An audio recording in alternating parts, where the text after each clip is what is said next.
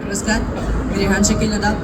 आज 6 डिसेंबर म्हणजेच डॉक्टर बाबासाहेब आंबेडकर यांचा महापरिनिर्वाण दिन. Doctor Babasaheb Ambedkar was born 14 April 1819.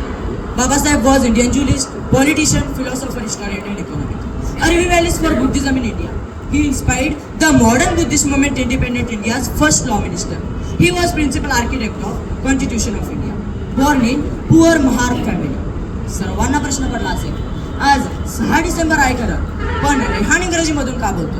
तर बाबासाहेबांचं स्वप्न होतं की सर्वांनी शिकलं पाहिजे, शिकून उच्च शिक्षित झालं पाहिजे, शिक्षण घेऊन शान व्हायला पाहिजे आणि तेव्हाच खऱ्या अर्थानं डॉक्टर बाबासाहेबांना खरी मानवंदना होईल असं म्हणलं तर वावगं ठरणार नाही. इंग्रजी जे सांगितलं ते सर्वांना कळालंच असेल, पण तरी सुद्धा मी माझ्या मातृभाषेमध्ये डॉक्टर बाबासाहेब आंबेडकर यांच्याविषयी थोडीफार माहिती सांगणार.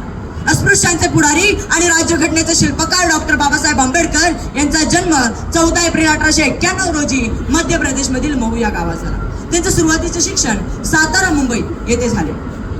BA ची पदवी मिळाल्यानंतर उच्च शिक्षणासाठी त्यांना परदेशी जायचे होते. त्यांची ही इच्छा बडोद्याचे महाराज सयाजीराव गायकवाड यांच्या मदतीमुळे पूर्ण झाली.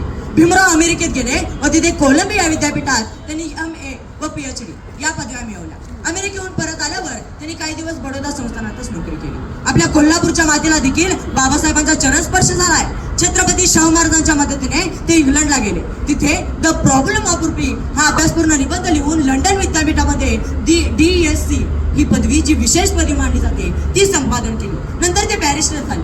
हे सर्व करत असताना त्यांना खूप फार सोसावे लागले. मित्रांनो, अस्पृश्यांचा उद्धार करायचा, त्यांच्यावर होत असलेला अन्याय दूर करण्यासाठी रात्रंदिवस झटायचे असा निश्चय त्यांनी केला.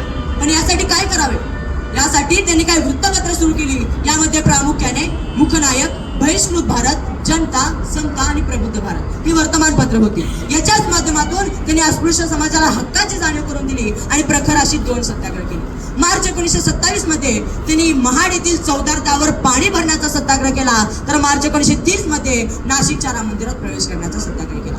या सत्याग्रहामुळे समाज संघटित होऊ लागला आणि त्याच काळात डॉक्टर बाबासाहेब आंबेडकर हे ब्रिटिश सरकारने स्थापन केलेल्या गोलमेज परिषदेचे सभासद होते. मित्रांनो, 1948 मध्ये हिंदू कोड विद्यालय सादर करण्याची बहुमानाची व बहुमोलाची कामगिरी त्यांनीच पार पाडली.